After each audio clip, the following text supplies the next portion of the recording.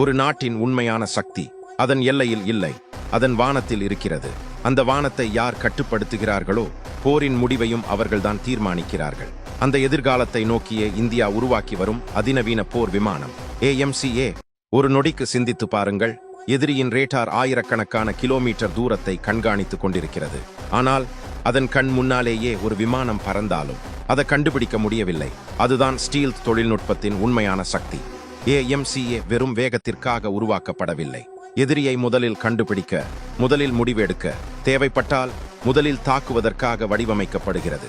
இதன் உடலுக்குள் மறைக்கப்பட்ட ஆயுதங்கள் ஆயிரக்கணக்கான சிறிய மாட்யூல்களால் இயங்கும் ASA ரேடார் பல சென்சார்களின் தகவல்களை ஒரே நொடியில் இணைக்கும் சென்சார் ஃபியூஷன் மற்றும் விமானியின் முடிவெடுக்கும் திறனை மேலும் வலுப்படுத்தும் அதிநவீன ஸ்மார்ட் காக்பிட். இவை அனைத்தும் சேர்ந்து இதை ஒரு சாதாரண ஃபைட்டர் ஜெட்டாக அல்ல, பறக்கும் டிஜிட்டல் போர்க்களமாக மாற்றுகின்றன.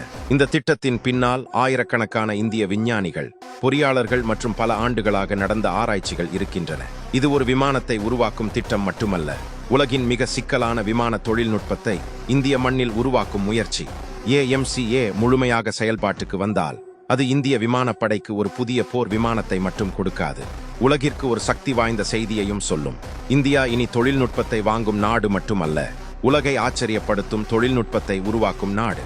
இது போன்ற உலகின் மறைக்கப்பட்ட ரகசியங்கள், அதிநவீன தொழில்நுட்பங்கள் மற்றும் ஆழமான தமிழ் ஆவணப்படங்களை தொடர்ந்து பார்க்க இப்போதே வாக்லி டாக்லி சேனலை சப்ஸ்கிரைப் பண்ணுங்க.